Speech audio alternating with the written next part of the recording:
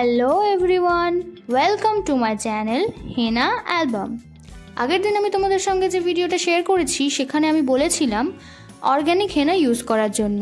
তো আজকে আমি এই ভিডিওটাতে শেখাবো কিভাবে স্টেনলেস অর্গ্যানিক হেনা বাড়িতে অতি সহজে বানিয়ে নেওয়া যায়। তার জন্য ভিডিওটা কোনো রকম স্কিপ না করে শেষ পর্যন্ত দেখো, যাতে এখানে আমি যে টিপসগুলো বলবো তোমরা কোনোভাবে মিস না করো। তো এরপরে আমরা একটা পাত্রে 1.5 টেবিল স্পুন BAQ হেনা পাউডার নিয়ে নিচ্ছি এবং এরপর এতে ধীরে ধীরে জল মেশাতে থাকবো।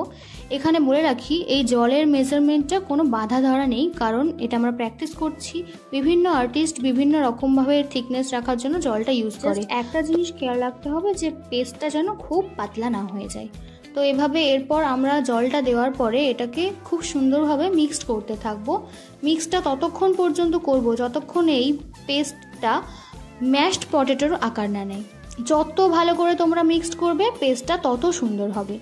এবং এরপর আমরা এখানে যে অয়েলটা ইউজ করব সেটা হলো নর্মাল অয়েল, কারণ আমরা যেহেতু স্টেনলেস হেনা বানাচ্ছি তো আমাদের স্টেন দেয় যে অয়েল সেটা ইউজ করার দরকার নেই।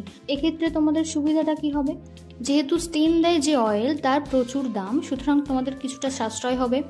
এবং যেহেতু এটা স্টেন দেবে না, সুতরাং তোমরা যে কোনো জায়গায় নির্দ্বিধায় প্র্যাকটিস করতে পারবে, স্টেন আসবে না। আর অয়েলটা কেন ইউজ করা দরকার? অয়েলটা আমরা সেই কারণেই ইউজ করব যাতে আমাদের পেস্টটা খুবই স্মুথ হয়। দেখো এখানে আমাদের পেস্টটা সুন্দরভাবে মিক্সড হয়ে গেছে। এরপর আমরা এতে অয়েলটা অ্যাড করে নেব, কিন্তু তার আগেই বলে রাখি, তোমরা যদি organic henna with stain and henna কোন কীভাবে বানাতে হয় তার ডিটেলসে টিউটোরিয়াল কোনো ভিডিও চাও তাহলে আমাকে অবশ্যই কমেন্টে জানিও। এরপর আমি এখানে অয়েলটা অ্যাড করে নেব। আমি ইউজ করছি প্যারাশুটের অ্যাডভান্স অয়েল। ওটা আমি এখানে 1/2 টেবিল স্পুন নিয়ে নিয়েছি এবং ওটা নেওয়ার পর খুব সুন্দরভাবে মিক্সড করব। এটা দেখবে মিক্সড করার পর যে পেস্টগুলো পাত্রের গায়ে লেগেছিল সেগুলো ছেড়ে দেবে, সেগুলো এক জায়গায় হয়ে যাবে। অয়েলটা দেওয়ার পর এটা হবে, তার মানে বুঝতেই পারছো যে পেস্টটা কতটা স্মুথ হয়ে যাবে। যখন কোণ থেকে বেরোবে পেস্টটা খুবই স্মুথভাবে বেরোবে, সেই জন্যই আমরা অয়েলটা ইউজ করব। অর্গ্যানিক হেনা ইউজ করলে যতটা ডিজাইনের ফিনিশিং আসবে ততটা কোথাও কোনো প্রোডাক্টে আসবে না। আচ্ছা, তো অয়েলটা মিক্সড করে এটাকে হাত দিয়ে সুন্দরভাবে ব্লেন্ড করে নেওয়ার পর আমরা এটাকে একটা সাইডে রেখে কোনটা রেডি করে নেব। আমার এখানে কোনটা আগে থেকেই রেডি করে রাখা ছিল সেটাই আমি তোমাদেরকে দেখাচ্ছি। এবং এটার মুখের কাছে আমরা একটা সেলোটেপ দিয়ে সিকিউর করে নেব, যাতে আমরা যখন পেস্টটা ফিলিং করব এর মধ্যে সেই পেস্টটা যাতে বাইরে বেরিয়ে না যায়। তো এটা সেলোটেপ দিয়ে সিকিউর করে নিলাম। এরপর আমরা পাইপিং ব্যাগ ইউজ করছি না, যেহেতু এটা প্র্যাকটিস আর পেস্টটা অনেকটা নেই, সুতরাং পাইপিং ব্যাগের দরকারও নেই। আমরা এখানে একটা পলিথিনের ক্যারি ব্যাগ ইউজ করে পেস্টটাকে কোণের মধ্যে সুন্দরভাবে ফিল করে নেব। তো এর জন্য এখানে নিয়ে নিয়েছি একটা পলিথিনের ক্যারি ব্যাগ। তো তার মধ্যে আমরা পেস্টটা নিয়ে নেব।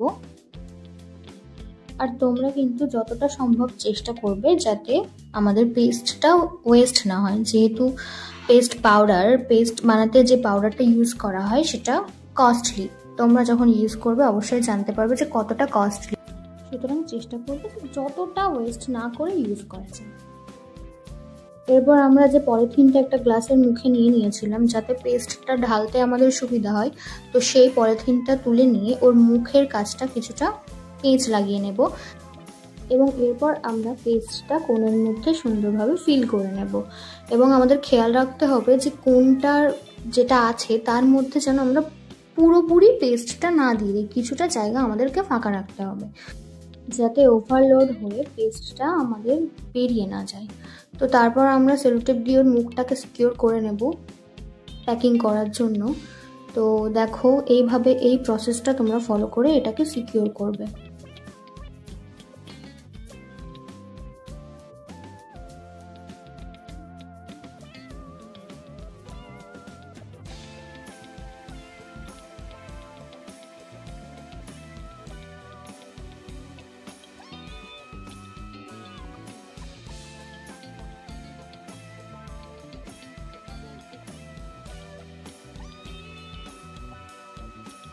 আর এইভাবেই আমার প্রসেসগুলো ফলো করে তোমরা পারফেক্টলি একটা কোণ র্যাপ করে নিতে পারবে।